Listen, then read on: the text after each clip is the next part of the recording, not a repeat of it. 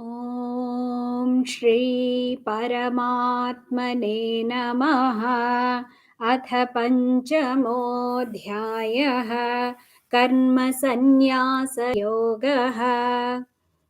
अर्जुन उवाच सन्न्यासं कर्मणां कृष्ण पुनर्योगं च शंससि यच्छ्रेय एतयोरेकं तन्मे ब्रूहि सुनिश्चितम्. पदविभजन of the shloka. Sannyasam karmanam Krishna punaha yogam cha shamsasi yat shreyaha etayoho ekam tat me bruhi sunishchitam. Meaning of this first shloka is Arjuna, Krishna, you extol Sankhya Yoga, the yoga of knowledge, and then the yoga of action, Karma Yoga. Pray, tell me which of these two is decidedly conducive to my good. Arjuna is confused and he's asking which yoga is better for him. Shri Bhagavan Uvacha Sannyasah Karma Yogascha Nishreyasa Karavubhau Tayostu Karma Sannyasat Karma Yogo Vishishyate. पदविभजन संन्यासः कर्मयोगः च निःश्रेयसकरौ उभौ तयोः तु कर्मसन्न्यासात् कर्मयोगः विशिष्यते. Meaning of shloka 2. Sri Bhagavan said, the yoga of knowledge and the yoga of action both lead to supreme bliss. Of the two, however, the yoga of action, being the easier of practice, is superior to the yoga of knowledge. Shloka 3. ज्ञेयः स नित्यसन्न्यासी यो न द्वेष्टि न काङ्क्षति निर्द्वन्द्वो हि महाबाहो सुखं बन्धात् प्रमुच्यते. ज्ञेयः सः नित्यसन्न्यासी यः न द्वेष्टि न काङ्क्षति निर्द्वन्द्वः हि महाबाहो सुखं बन्धात् प्रमुच्यते. महाबाहु. So here Mahabahu means Arjuna. Shloka 3. The Karma Yogi who neither hates nor desires should ever be considered as an ever renunciant. For Arjuna, he who is free from pairs of opposites is easily liberated from bondage. Shloka 4. साङ्ख्ययोगौ पृथक् बालाः प्रवदन्ति न पण्डिताः एकमप्यास्थितः सम्यक् उभयोर्विन्दते फलम्. साङ्ख्ययोगौ पृथक् बालाः प्रवदन्ति न पण्डिताः एकम् अपि आस्थितः सम्यक् उभयोः विन्दते फलम्. So the meaning of shloka 4 is, it is the ignorant, not the wise, who say that Sankhya Yoga and Karma Yoga lead to divergent results. For one who is firmly established in either gets the fruit of both, which is the same, that is God realization. Shloka 5. Yat Sankhyaif prapyate sthanam tad yogairapi gamyate ekam Sankhyam cha yogam cha yah pashyati sa pashyati. यत् सांख्यैः प्राप्यते स्थानं तत् योगैः अपि गम्यते एकं सांख्यं च योगं च यः पश्यति सः पश्यति. Shloka 5 meaning, the supreme state which is reached by the Sankhya Yogi is attained also by Karma Yogi. Therefore, he alone who sees Sankhya Yoga and Karma Yoga as identical so far as their result goes sees truly. Yah pashyati sa pashyati. Here it means sees truly. Whoever sees them both, Sankhya Yoga and Karma Yoga, as identical. Shloka 6. Sannyasastu mahabaho dukkhamaptumayogataha yogayukto munir brahma nachirena adhigacchati. Nachirena means fast. Aptum means getting the result here. Shloka 7 meaning the Karma Yogi who has fully conquered his mind and mastered his senses, whose heart is pure and who has identified himself with the self of all beings, namely God, retains untainted even though performing action. Shloka 8. 8 and 9 are together. Naiva kinchit karomiti yukto manyeta tattvavit pashyan shrunvan sprushan jigran ashnan gachan swapan shwasan pralapan visrujan gृह्णन् उन्मिषन् निमिषन्नपि इन्द्रियाणीन्द्रियार्थेषु वर्तन्त इति धारयन्. So the meaning of Padavibhajana of 8 and 9, this shows a lot of stages in which the yogi has to think of God and feel God. Na eva kinchit karomi iti yuktah manyeta tattvavit pashyan shrunvan sprushan jigran ashnan gachan swapan shwasan pralapan visrujan grunhan unmishan nimishan api indriyani indriyartheshu vartante iti dharayan. So the meaning of both these together, Shloka 7, 8 and 9 are, however, the Sankhya Yogi who knows the reality of things must believe that he does nothing, even though seeing, hearing, touching, smelling, eating or drinking, walking, sleeping, breathing, speaking, answering the calls of nature, grasping and opening or closing eyes, holding that it is the senses alone that are moving among their objects. Shloka 20.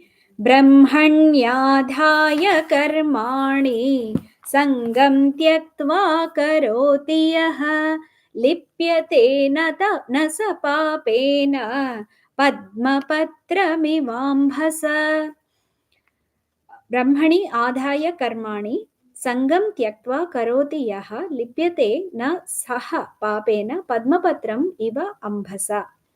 So the meaning of this is he who acts offering all actions to God and shaking off attachment remains untouched by sin as the lotus leaf by water. So when you see a lotus leaf in water, you see the water droplets on it. It actually doesn't feel like it's touching, right? So that's how you feel when we give all the actions to God. Shaking off attachment. Shloka 11. कायेन मनसा बुद्ध्या केवलैरिन्द्रियैरपि योगिनः कर्म कुर्वन्ति सङ्गं त्यक्त्वात्मशुद्धये. कायेन मनसा बुद्ध्या केवलैः इन्द्रियैः अपि योगिनः कर्म कुर्वन्ति सङ्गं त्यक्त्वा आत्मशुद्धये. Shloka 11 meaning the karma yogis perform action only with their senses, mind, intellect, and body as well, without the feeling of mine in respect of them and shaking off attachment, simply for the sake of self purification. Shloka 12.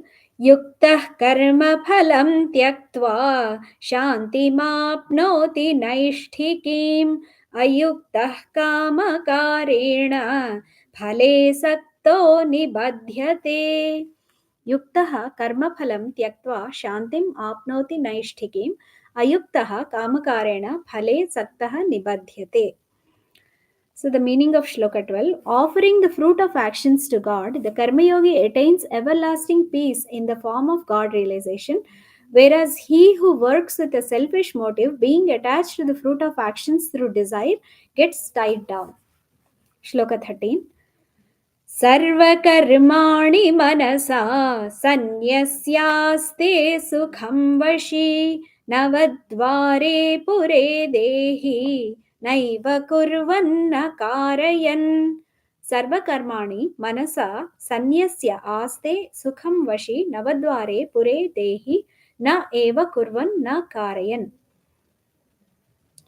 The self-controlled Sankhya Yogi, doing nothing himself and getting nothing done by others, rests happily in God, the embodiment of truth, knowledge, and bliss, mentally relegating all the actions to the mansion of 9 gates, the body with 9 openings.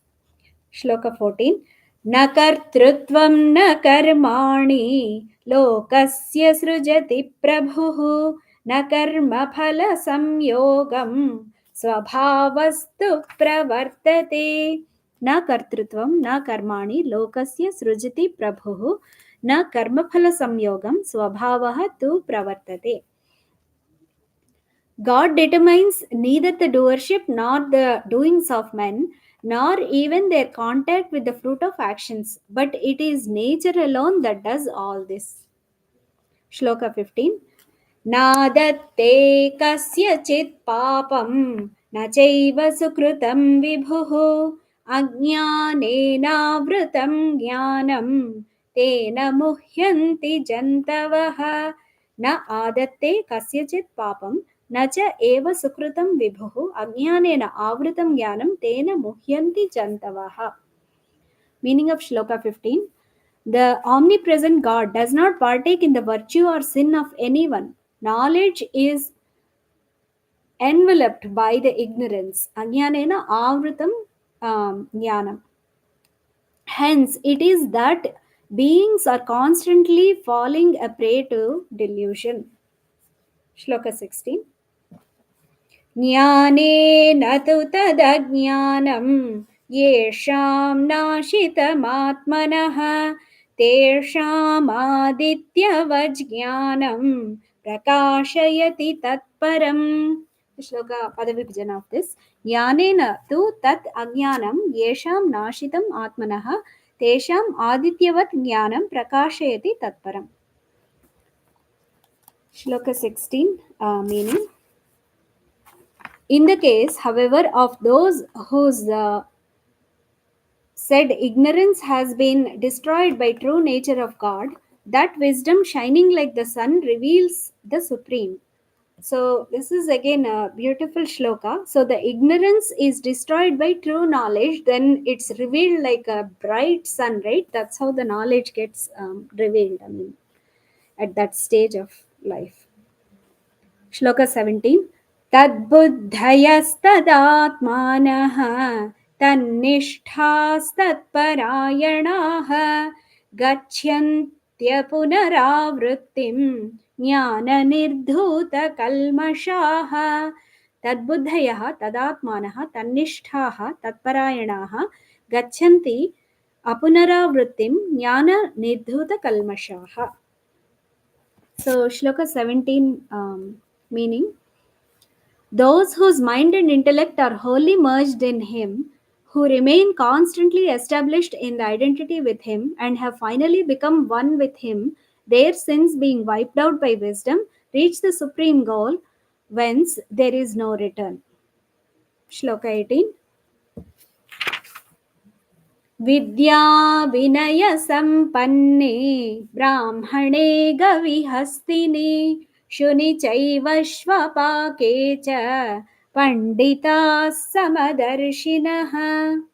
विद्या विनय संपन्ने ब्राह्मणे गविहस्तिनि शुनि च एव श्वपाके च पंडिताः समदर्शिनः.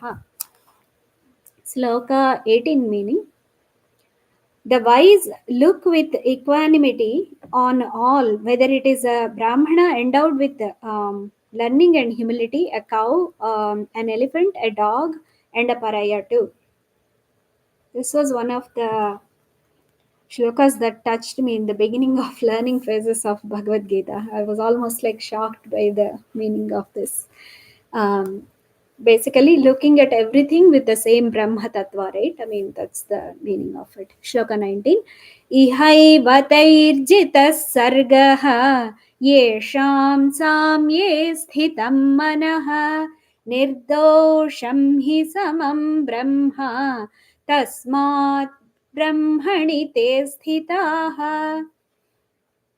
इह एव तैः जितः सर्गः येषां साम्ये स्थितं मनः निर्दोषं हि समं ब्रह्म तस्मात् ब्रह्मणि ते स्थिताः. So the meaning of Shloka 19 here. Even here is the mortal plane conquered by those whose mind is established in equanimity, since an absolute is untouched by evil and is the same to all, hence they are established in Paramatma.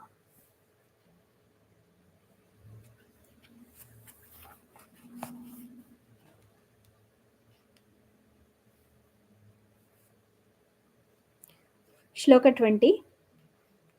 न प्रहृष्येत् प्रियं प्राप्य नोद्विजेत् प्राप्य चाप्रियं स्थिरबुद्धिरसम्मूढः ब्रह्मविद् ब्रह्मणि स्थितः न प्रहृष्येत् प्रियं प्राप्य न उद्विजेत् प्राप्य च अप्रियं स्थिरबुद्धिः असम्मूढः ब्रह्मविद् ब्रह्मणि स्थितः न प्रहृष्येत् పొంగిపోనివాడు न ఉద్విజేత్ ఉద్వేగమును లోని కానివాడు ఉద్వేగమునకు లోను కానివాడు అసమ్మూఢ మోహ వివశుడు కానివాడు అగు. So the meaning of shloka 20 is he who with firm intellect and free from doubt rejoices not on obtaining what is pleasant and does not feel perturbed on meeting with the unpleasant, that knower of Brahma lives eternally in the identity with Brahma.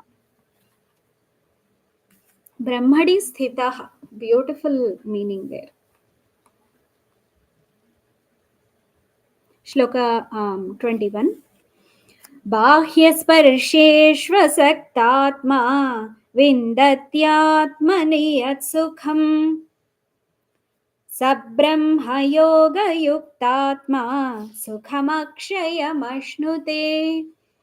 बाह्यस्पर्शेषु असक्तात्मा विन्दति आत्मनि यत् सुखं सः ब्रह्मयोगयुक्तात्मा सुखम् अक्षयम् अश्नुते.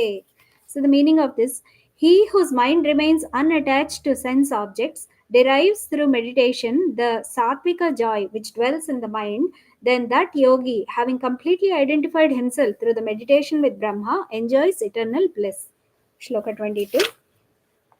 ये हि संस्पर्शजा भोगाः दुःखयोनय एव ते आद्यन्तवन्तः कौन्तेय न तेषु रमते बुधः. ये हि संस्पर्शजाः भोगाः दुःखयोनयः एव ते आद्यन्तवन्तः कौन्तेय न तेषु रमते बुधः. Shloka 22 meaning, the pleasures which are born of sense contacts are verily a source of suffering only, though appearing as enjoyable to the worldly minded people. They have a beginning and an end. They come and go. Arjuna, it is for this reason that a wise man does not indulge in them. Shloka 23. शक्नोति हैव यः सोढुं प्राक्शरीरविमोक्षणात् कामक्रोधोद्भवं वेगं स युक्तः स सुखी नरः. श्लोक 23 पदविभजन. शक्नोति इह एव यः सोढुं प्राक् शरीरविमोक्षणात् कामक्रोधोद्भवं वेगं सः युक्तः सः सुखी नरः. The meaning of Shloka 23. He alone who is able to withstand in this very life before casting off this body urges of lust and anger is a yogi, and he alone is a happy man. So withstanding the urges of lust and anger is a yogi. Shloka 24. योऽन्तः सुखोऽन्तरारामः तथान्तर्ज्योतिरेव यः स योगी ब्रह्मनिर्वाणं ब्रह्मभूतोऽधिगच्छति. यः अन्तःसुखः अन्तरारामः तथा अन्तर्ज्योतिः एव यः सः योगी ब्रह्मनिर्वाणं ब्रह्मभूतः अधिगच्छति. The meaning of Shloka 24. He who is happy with himself enjoys within himself the delight of the soul, and even so is illumined by the inner light, the light of the soul, such as yogi, Sankhya yogi, identified with Brahma, attains Brahma, who is all peace. Shloka 25. Labhante brahma nirvanam ऋषयः क्षीणकल्मषाः छिन्नद्वैधायतात्मानः सर्वभूतहिते रताः लभन्ते ब्रह्मनिर्वाणं ऋषयः क्षीणकल्मषाः छिन्नद्वैधाः यतात्मानः सर्वभूतहिते रताः. The meaning of shloka 25. The seers whose sins have been purged, whose doubts have been dispelled by knowledge, whose disciplined mind is firmly established in God, and who are devoted to welfare of all beings, attain Brahma, who is all peace. Shloka 26. कामक्रोधवियुक्तानां यतीनां यतचेतसाम् अभितो ब्रह्मनिर्वाणम् वर्तते विदितात्मनाम्. कामक्रोधवियुक्तानां यतीनां यतचेतसाम् अभितः ब्रह्मनिर्वाणं वर्तते विदितात्मनाम्. Shloka 26. To those wise men who are free from lust and anger, who have subdued their mind and have realized God Brahma, the odor of eternal peace is present all around.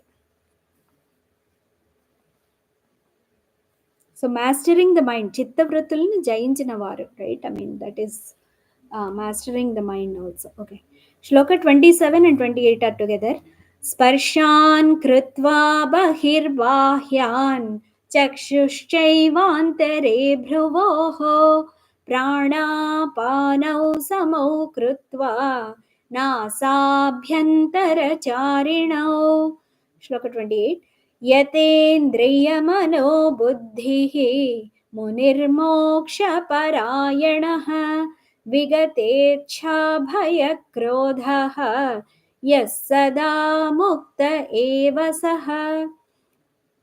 स्पर्शान् कृत्वा बहिः बाह्यान् चक्षुः च एव अन्तरे भ्रुवोः प्राणापानौ समौ कृत्वा नासाभ्यन्तरचारिणौ यतेन्द्रियमनोबुद्धिः मुनिः मोक्षपरायणः विगते च भयक्रोधः यः सदा मुक्तः एव सः. So the meaning of 27 and 28 together is shutting out all thoughts of external enjoyments.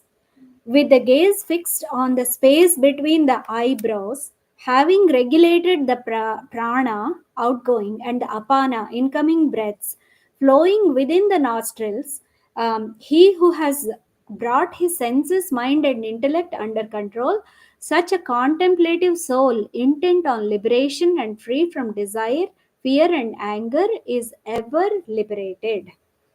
Shloka 29. भोक्तारं यज्ञतपसां सर्वलोकमहेश्वरं सुहृदं सर्वभूतानां ज्ञात्वा मां शान्तिमृच्छति. भोक्तारं यज्ञतपसां सर्वलोकमहेश्वरं सुहृदं सर्वभूतानां ज्ञात्वा मां शान्तिं रुच्छति. Ruchati means getting. That's the meaning. Having known me in reality as the enjoyer of all sacrifices and austerities, the supreme lord of all worlds and the selfless friend of all beings, my devotee attains peace. Om Tat Saditi Srimad Bhagawadgitasu Upanishatsu Brahma Vidyayam Yoga Shastre Shri Krishnarjuna Samvade Karma Sannyasa Yogo Nama Panchamodhyayah. Thus, in the Upanishad sung by the Lord, the science of Brahma, the scripture of yoga, the dialogue between Sri Krishna and Arjuna ends the 5th chapter entitled The Yoga of Action and Knowledge. Om Shri Paramatma.